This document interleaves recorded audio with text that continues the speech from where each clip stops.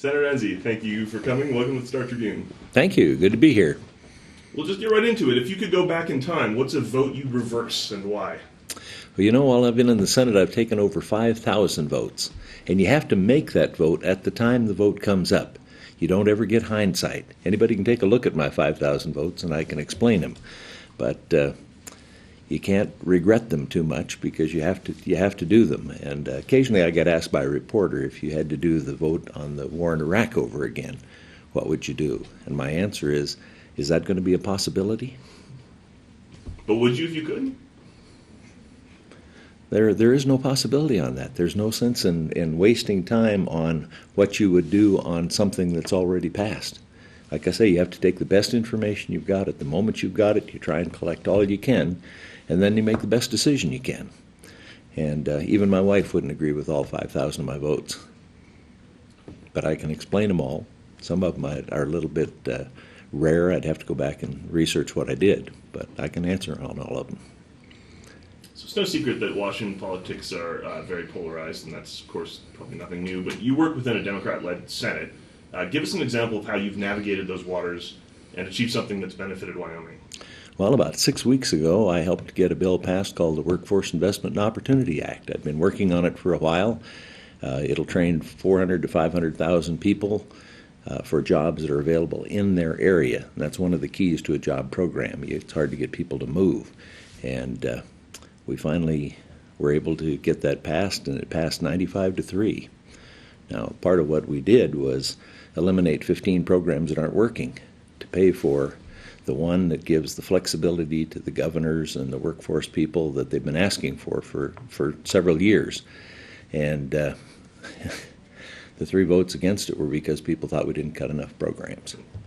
So that's working across the aisle. It's what I do on votes. You know, energy is not a Republican versus Democrat issue. It's more of a regional issue, and you have to work across the aisle in order to get the votes for energy.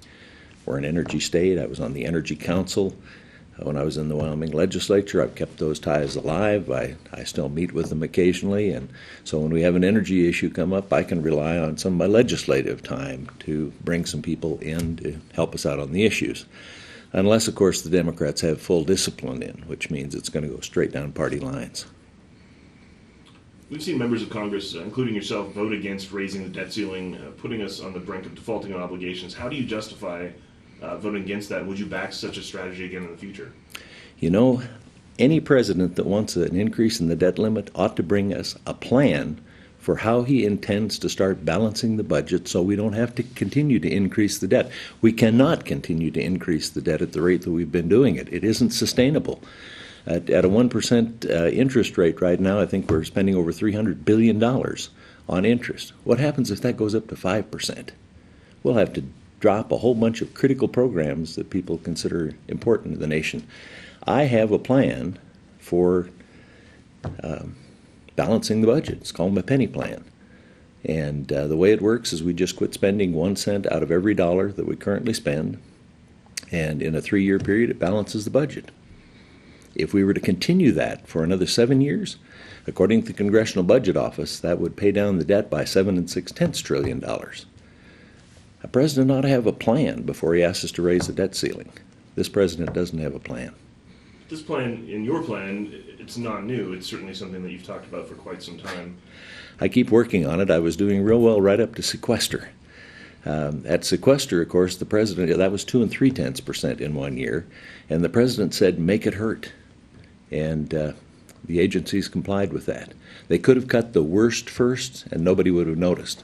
If you cut the best first, everybody complains, it gets reversed, which is exactly what the president wanted to have happen. But the idea was to come up with some solutions, and you were on the super committee that was supposedly trying to reach for that, weren't you? They called it a conference committee, but all we got to do was opening statements, and I raised my penny plan and a number of other issues at that one. That's the last time that we got to meet. Harry Reid had Patty Murray and Paul Ryan come up with a single plan for spending $1 3/10 trillion, brought it to the Senate floor, hadn't been to committee, didn't allow any amendments, and we had to vote yes or no. I voted no.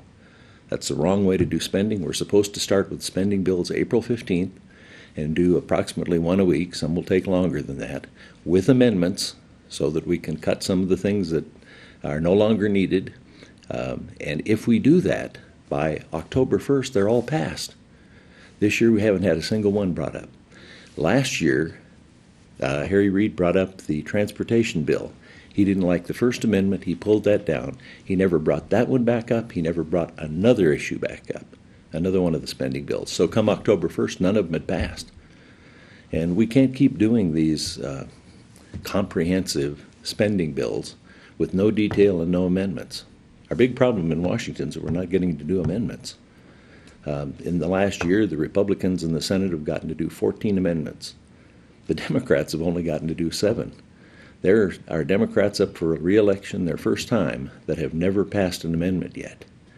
That's just 21 amendments in a year. We used to do that in a day. It's a bad way to run government. You have to let the people's opinions be out there. The majority ought to be able to defeat any amendment they don't like, but we're not even getting to vote on amendments. Of course, there are 45 senators that are in their first term, and they don't know how the Senate used to operate, how it should operate, how it could operate. So every time we have one of those votes, I try to work, again, both sides of the aisle to make it a teaching moment. I had an amendment on the Child Development Block Grant Bill, and that followed with something that I've been working on since I got in the Senate. When I got there were 119 preschool programs.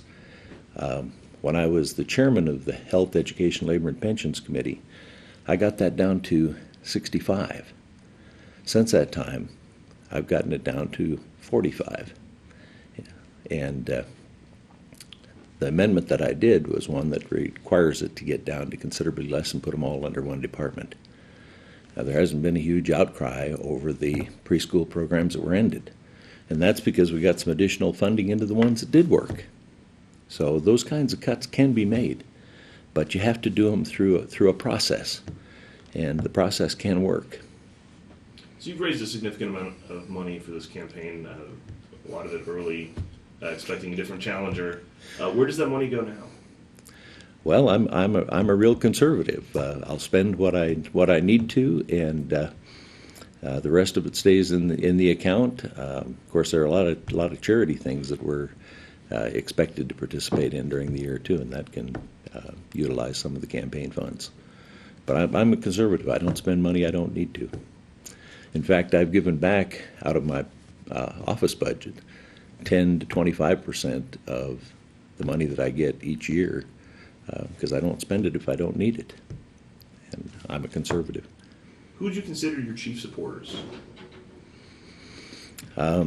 Well, I've been out traveling the state of Wyoming doing my ice cream socials, and I'm pleased with the support I'm getting from most of the people. I have support again from all of the persuasions. I'm a conservative, but I talk about the issues. I have an 80% rule. The way that works is you can talk civilly with people about 80% of all of the issues. And if you stick to the 80%, you have a good chance of making some progress. You'll probably find one or two or more issues that, again, you can agree on 80%. On most of the issues, there's 10% on each side of the aisle that just comes together in a huge collision. If you stick to that part, you'll have a huge collision and nothing will get done. So I try to find out what that 80% is, and 80% is quite a bit. It's a lot more than nothing. And that's where most of the bills go in Congress, is to nothing. I've gotten to work on mental health parity in the United States Senate. And that's one that Pete Domenici, as a Republican, and Ted Kennedy, a Democrat, had been working on for years. And they came to me and said, would you take a look at this? And we found the 20% that was holding the whole thing up. It's 20% that the bodies that really support it wanted, but when we left that out, it passed. So there are ways to get things done. But it's not going to be comprehensive, which is the problem we're having in Washington now. They think everything has to be comprehensive. And if you do something comprehensive, you will offend virtually everybody at one point in that bill, and it won't get done. If you do it step by step, you can inform the American public, you can bring the American public along, and you can pass a bill that will work and that will get things done. What current committee assignment do you hold that benefits Wyoming the most? most of my committee assignments do.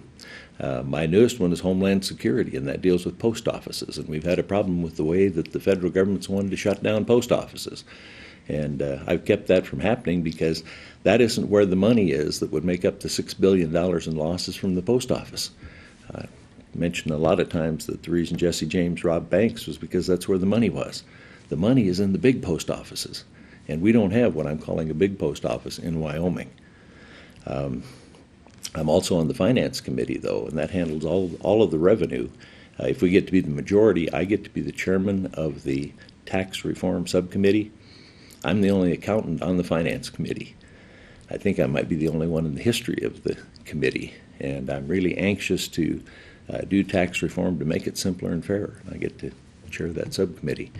Health, education, labor, and pensions has been a big committee for me all the time, and health is going to be one of the major issues, particularly after November, when a lot of the things that the president has illegally delayed will come into play that will make it unsustainable. In the area of education, we've needed to fix No Child Left Behind for a long time. There are two plans right now. One's the Democrat plan, which is a 2,250-page bill. We have a 250-page bill on the Republican side that I helped with that would return education to the states, and that's where it needs to be. We almost had No Child Left Behind fixed, and the president came to us and said, "Don't do that. I'm going to do waivers." And both Senator Harkin and I said, "No, it's time to clean this up and get it done." And the president decided to do waivers. He did waivers. The waivers are a national school board, and that's essentially what the Democrat package is, and that's wrong. I'm also on the Small Business Committee, and the Small Business Committee is Wyoming. A few big businesses that are headquartered in Wyoming. We got a lot of them that work in Wyoming, but they aren't headquartered here. I keep encouraging them to headquarter here because there's some tax advantages they could have. But those are some of the committees that I serve on. I also run some caucuses, though. The Rural Caucus, where we bring up rural issues. I'm on the Second Amendment Caucus. In fact, I'm the chairman of that one because I have the best gun record in the U.S. Senate. I'm on a dozen others. One of them that's really important to Wyoming is the Missile Caucus, which is the one that keeps F.E. Warren in business. This last year, the Air Force wanted to do an environmental impact statement, and the only purpose in an environmental impact statement was to close down the base. We showed that they had no authority to do the environmental impact statement, and in fact passed an amendment that said they could not do an environmental impact statement on the base. They met with us and said, "We think there's a little loophole there." And I said, "You want to tell 100 senators that voted unanimously for an amendment that you think that's a loophole?" A week later, they decided they didn't have time to do an environmental impact statement. Let's talk to us about the role of the Environmental Protection Agency. What role should it play, and do you think it's fulfilling that role? The EPA at the moment is out of control and overreaching. They'd like to have control of the land, the water, and the air, which is just about everything. And they're doing things that are bad for the economy and bad for individuals and, of course, bad for Wyoming. And I've worked a number of places to stop what they're doing. One of the most recent ones, they wanted the Department of Defense not to put out rural fire engines anymore as surplus because they don't have all of the pollution equipment that they're supposed to have. I pointed out what the use of those was and how that stopping a single grass fire might eliminate more pollution than all of those vehicles put together. And they've reversed that now. So our counties will be able to still get the fire engines. But they're trying to take over the water, and we've successfully defended Wyoming's water virtually every year. 2 years ago, they started the Blue Ways project, which was one attempt to move upstream on all the water. And we joined with Arkansas and Missouri to get it eliminated there. They joined with us and helped to get it eliminated in this area. So their newest thing is trying to move upstream on the water. Idaho has pointed out that they have a rule for navigable waters, and that requires that it be a 14-foot log 6 inches in diameter, able to float out of the state anytime during the year. I think their log's a little thin, a little short, but I think it's something that Wyoming needs to do, and I think it's something the nation needs to have in the definition. Otherwise, they will keep going upstream to where somebody spilled some water out of a water bottle and claim that that makes it a navigable river.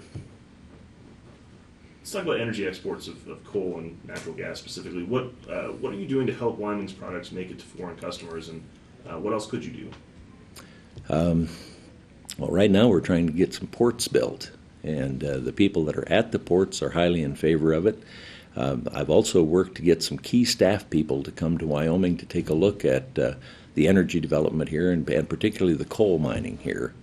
The state of Washington wanted to put a $10 a ton tax, which would be more than all the tax there is on coal, to eliminate coal dust in Washington. And I wanted them to come and see that there is no coal dust. If you've got a product you're selling, you don't want it blown away. And you could, if coal dust were a problem, Campbell County would be under coal dust, because we're doing 40% of the nation's coal. It's a big part of Wyoming's economy. It's a big part of the revenues for Wyoming. And the thing that disturbs me the most is this president and a lot of people have no faith in the ingenuity of the American people. If we give the kids of this nation the task of coming up with cleaner, better coal, they can do it. If we give them the task of coming up with cleaner, better natural gas, they can do it. And I've got a lot of examples of kids that have made some astounding energy developments, because I do an inventors conference every year where I encourage kids to invent something that can be made in Wyoming, shipped all over the world, and then they can live wherever they want, which would be Wyoming, I know. What legislation have you sponsored that's taken a strong stance against federal regulatory encroachment that's actually become law? There's a Congressional Review Act that Washington has that's supposed to give Congress the opportunity to overturn regulations. It has a little flaw in it, but I'm working on correcting that. For when a regulation's printed in the Federal Register, you have 30 days to get signatures to bring that up for debate, in spite of what Harry Reid wants to do. And I got those signatures for ergonomics. They had a rule that would have created a huge ergonomics problem across the nation, because there was no real way of measuring it or solving it. And I got that up for debate, and I got it passed in both the Senate and in the House. And here's where the normal flaw is. It got signed into law by the president. Normally, if the president's agencies are doing something, he's not going to sign that. But we had a change of presidents from Clinton to Bush, and Bush was willing to sign it. That's the only time that it's worked. So I have a bill with Rand Paul that would require that every major regulation has to be brought before the Senate and the House for a majority vote, not dependent on the president. We're the ones that make the assignments on the regulations, although they do regulations that we did no assignments on. And so they ought to have to bring all those regulations back to us and get a positive vote in the House and the Senate before they can go into effect. Is that realistic in any way?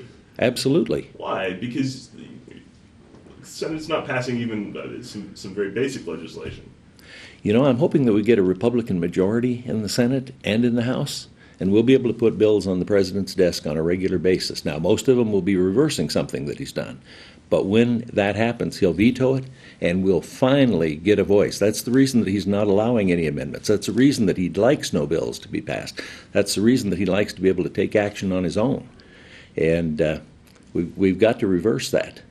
This country cannot stand to have the kind of actions that we've been taking, most of which I think are unconstitutional. We're taking them to court on them. That takes 2 to 3 years, which is far too late. So we have to get a change. We have pledged the Republicans to having an open debate and amendment process, and reversing that vote on how many people it takes to approve a nomination, because we're getting some really wild, and I suspect both sides would come up with really wild appointments, and that's why we had that confirmation process, is to make sure that we get people that will be really stable, really qualified to do the jobs that we need done. Well, those are the questions I have. I want to give you a few moments to summarize it, and just as a closing statement, to tell us why we should vote for you as opposed to your opponents. Well, I've My dad always said the best way to tell what somebody's going to do is to see what they've already done. I've passed over 100 bills. Many of those have been, well, all of them have been with more than 85 votes. So I am able to work with other people. I've built up experience and trust. That's really what seniority is. It's trust. People work with you. If they trust you, they'll continue to do things with you. I've got that, and I'm in a position now where I can do a lot of things.